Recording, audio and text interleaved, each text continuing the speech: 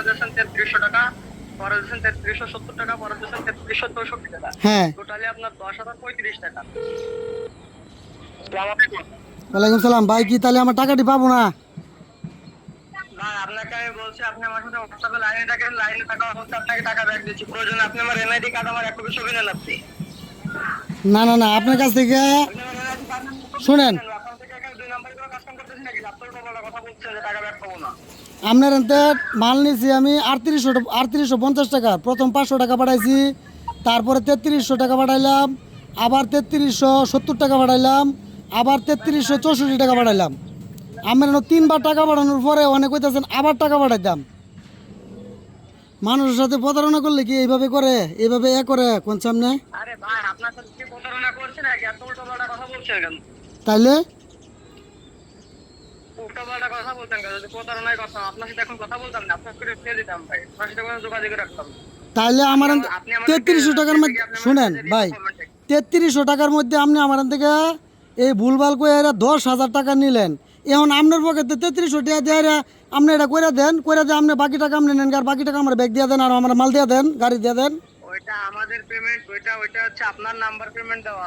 আর payment দিলে কি হবে? আমার পেমেন্ট দিলে তো কোনোই কাজ হবে না। আরে ভাই, এটা আমারে বুঝায় না। বিকাশ নাম্বার তো যে কোনো আনতে গেলেই হয়েছে। এটা কি বিকাশ নাম্বার কোনো চেক করে তারা?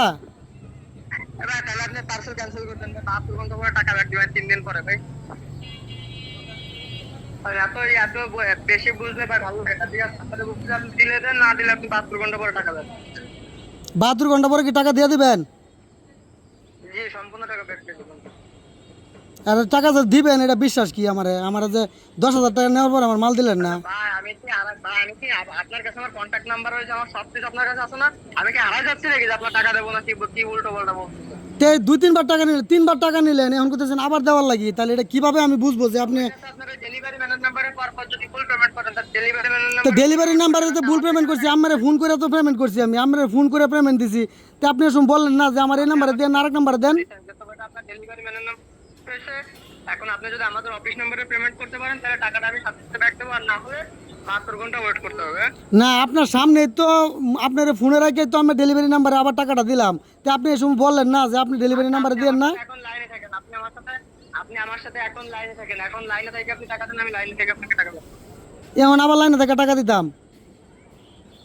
হ্যাঁ, লাইনে থেকে দেবেন, আমি লাইনে থাকা অবস্থায় ব্যাক দেবো, টাকা ফোন কাটবেন না। তো আগেরও লাইনে থেকে টাকা দেবেন, লাইনে থেকে ব্যাক তো আগের বারও তো আমি লাইনে থেকে আমার টাকা দিছি। তো কই আপনি তো এবেলা বললেন না। লাইনে ছিলেন নাকি? আগে যখন আপনি ফোন কাটে দিয়ে ডেলিভারি ম্যানের নাম্বার টাকা পাঠিয়ে দিয়ে তারপর আপনি আমারে কল তো ডেলিভারি নাম্বার আপনি তো টাকা দিয়েছেন। শুনেন, আপনি তো বলছেন। টাকা দিয়ে 1 মিনিট পরে বলেছেন যে সময় টিপে করতে আগে সেই সময়। তো আপনি কি এখন আপনি আমার সাথে লাইনে থাকেন, ফোন কাটবেন না আপনি। এখন লাইনে থাকা অবস্থায় টাকা দিন, লাইনে থাকা অবস্থায় আপনার সম্পূর্ণ টাকা ব্যাক করে দিচ্ছি এখন। তো হেল্প আপনি আমারে বললেন না যে এই ডেলিভারি নাম্বার আর দেন না, অন্য নাম্বারে দেন, আমি নাম্বার দিতেছি। ওইটা তো নাম্বার তো আপনাকে আমাদের অফিস নাম্বার দিচ্ছি, আমাদের অফিস নাম্বারে পেমেন্ট করতে হবে। ডেলিভারি ম্যানের নাম্বারে এখন যদি আপনি আরো 40-50 লাখ টাকাও দেন, তাও ডেলিভারি ম্যানের এখান থেকে ওটিপি কোড ট্রান্সফার করতে পারবেন না, কারণ ডেলিভারি ম্যানের নাম্বার কিছু ব্লক আছে, সার্ভার পেমেন্টে ব্লক করে দিচ্ছে। তাইলে নতুন নাম্বারে পেমেন্ট করলে নতুন নাম্বার থেকে আপনাকে ট্রানজাকশন আইডি দিয়ে টাকা এখনই ব্যাক করে দিচ্ছি। আরে বাইরে, তাইলে আমার আপনি টাকাটা তৃতীয়বার যখন পাঠাই তখন আমার না করলেন না কেন ওইটা বলেন। এখন ওইটা তো হচ্ছে আপনার সার্ভার পেমেন্টে ডেলিভারি ম্যানের নাম্বারটা দিয়ে আসলো, তখন কি আমি ওইটা দেখছি নাকি যে আপনার নাম্বারে কি হয়েছে না হয়েছে, কি কত জানতে? আচ্ছা, তাহলে আপনারা যদি আমাকে গাড়ি দিতে চান, মাল দিতে চান, তাহলে আপনার এখানে আমার টাকা গেছে 3300 মধ্যে 10,000-এর উপরে। তাহলে আপনি হাতে 3300 টাকা দিয়ে আপনি। আপনার যদি গাড়ি নেওয়ার ইচ্ছা থাকে, আসলে আপনার যদি গাড়ি নেওয়ার ইচ্ছা থাকে, আপনি একজন ইউটিউবার, আপনার আল্লাহর রহমতে কোনোটাই কম নাই, ঠিক আছে? হ্যাঁ হ্যাঁ, আপনি একজন ইউটিউবার, আপনার যদি গাড়ি নেওয়ার ইচ্ছা থাকে তাহলে আপনি পুনরায় 3364 টাকা আমাদের অফিস নম্বরে পাঠাতে হবে, আমাদের অফিস থেকে আপনাকে টাকা ব্যাক করবে। এটা কি আপনি দিবেন? আপনার বেলা কি এই কাজটা করবেন আপনি? আপনি আমার সাথে লাইনে থাকেন, লাইনে থাকা অবস্থায় আপনার টাকা ব্যাক করবে, ফোন কাটবে। তো লাইনে থাকা অবস্থায় টাকা আমার ওখান ব্যাগ দিয়ে লোন।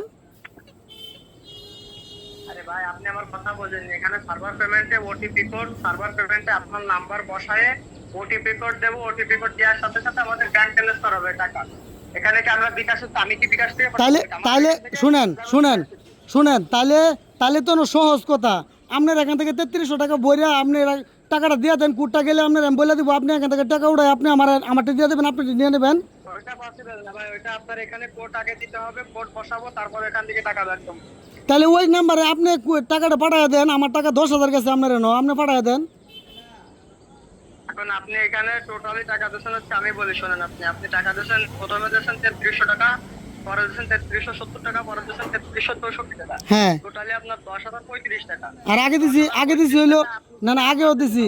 আপনার আর এর আগে আপনি বুকিং চার্জ দিচ্ছেন 550 টাকা। হ্যাঁ,